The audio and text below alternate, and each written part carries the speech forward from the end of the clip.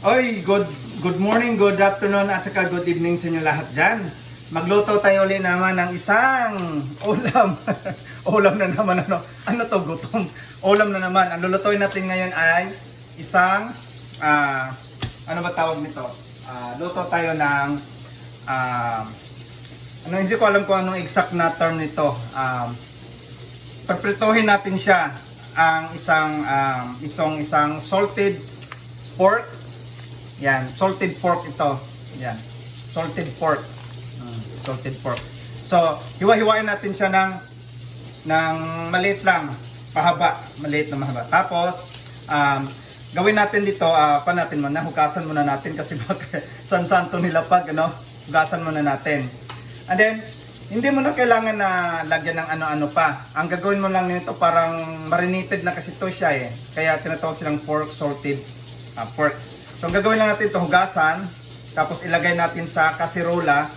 Tapos, ang akin kasi, ang ginagawa ko sa akin, bago siya mapunta sa mantika, magmantika siya, lalagyan ko muna siya ng tubig, kailangan ko makulo muna siya. Tapos, lumabas yung lumang tubig hanggang matuyo siya, tapos saka siya magmantika. So, doon ko na siya din i-fry, tapos unti-unti kong baliktarin siya. Sige, simulan na natin. Maghiwa na tayo.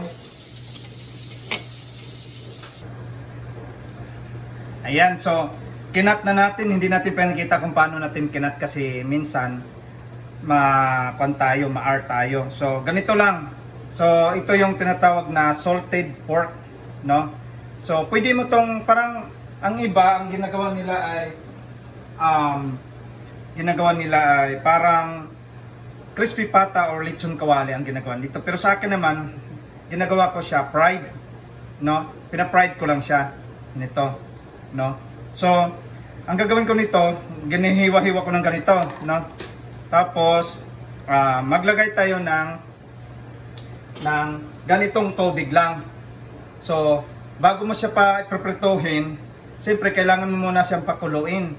I-steam mo muna siya para matanggal yung langsa at saka yung lumang tubig niya. Tapos, hanggang patuyuin mo siya, hanggang matuyo siya, magpo-produce siya ng mantika or depende sa'yo kung lagyan mo ng mantika.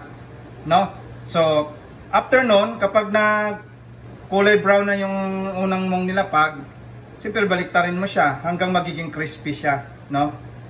Yan, magiging crispy. Then, baliktarin kapag punta kabila hanggang matapos siya, hanggang lahat-lahat siya mag-brown siya ang kulay. Mag-brown ang kulay. Tapos, hanguin mo na para kumain na kayo. Ganun lang siya. So, lagyan ng tubig, paghiwain, tapos hugasan mo muna, tapos ilagay doon sa kasirola. Tapos lagyan mo siya ng kaunting tubig, pakuluin mo muna siya hanggang matanggal yung langsa at saka yung tubig niya, hanggang matuyo siya. Tapos saka siya mag-produce ng mantika kung mataba man siya, no? Kung mayroon siyang mataba siya, no? And then pagkatapos noon, yun nga, magsimula na, pag natuyo na siya, masimula na siya magmantika. So sa sariling mantika niya ang mag-fried, tapos magkulay siya ng brown, tapos baliktarin mo siya. Tapos pag nag-brown na pareha lahat-lahat, hanguan mo ni siya. Ganun lang kasimple ang natin, just in case, no? Sa mga sa ulam bahay lang ito, ulam bahay. No, hindi naman tayo magre-restaurant lagi. Ulam bahay lang. Kung marunong naman kayo magluto na kasabay para makatipid tayo. Sige, yun lang, sundin nyo. So, punta na tayo doon kung ano na bang, naluto na ba yung ginawa natin. Sige. Ayan. Ayan, ito na, luto na siya, kulay brown na siya. No? Kulay brown na, kulay brown. Excited ako makakain. So, yun siya. Kulay brown na siya. Yan, kulay brown na. So, ready to eat na siya. No? Ready to eat na. So ngayon kukuha tayo ng plato at ilagay natin ito doon.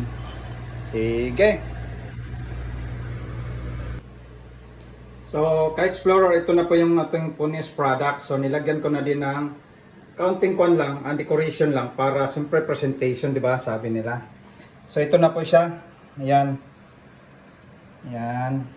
No? Simple lang, kahit sa bahay lang naman to, pang ulam lang natin. Hindi natin kailangan na ang tawag to, magbongga. Basta may pagkain tayo, masaya na tayo. Satisfied na tayo kung anong mayroon sa atin. Tapos meron tayong soka na may tuyo o patis. Ayan siya. So yun lang ang natin.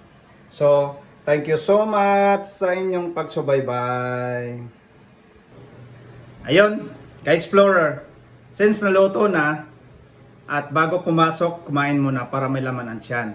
So, since ito yung ulam natin, no? Ulam natin, may kaunting combination na soka, yan, no? At saka kaunting kanin na nag-alikabong pang mainit na kanin. So, samahan nyo ako ngayon, kumain tayo. Tikman natin yung luto ko, no? Yan.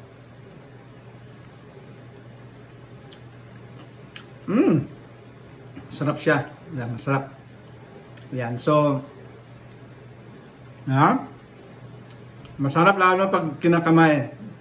No, masarap.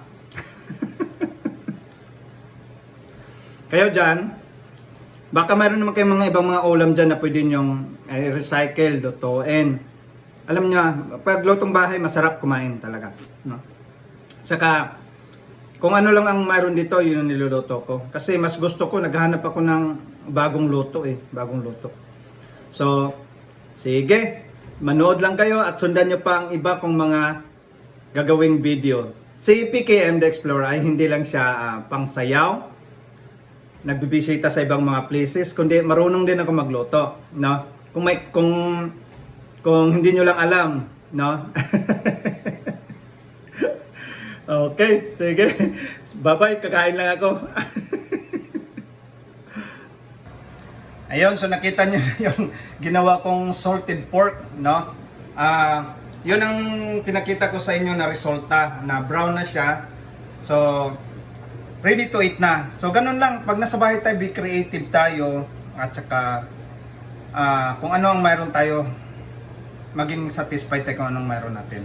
Kung marunong tayo magluto, sa bahay na natin kumain. No? Para masaya. Masarap kaya pag ikaw ang nagluto. Lalo na pag kinakamay natin. No? Masarap siya. This is PKM The Explorer. Salamat sa pagsubaybay niyo sa video ko. So, kung nagustuhan niyo, pwede niyong i-like, i-share din. Thank you so much. Bye-bye.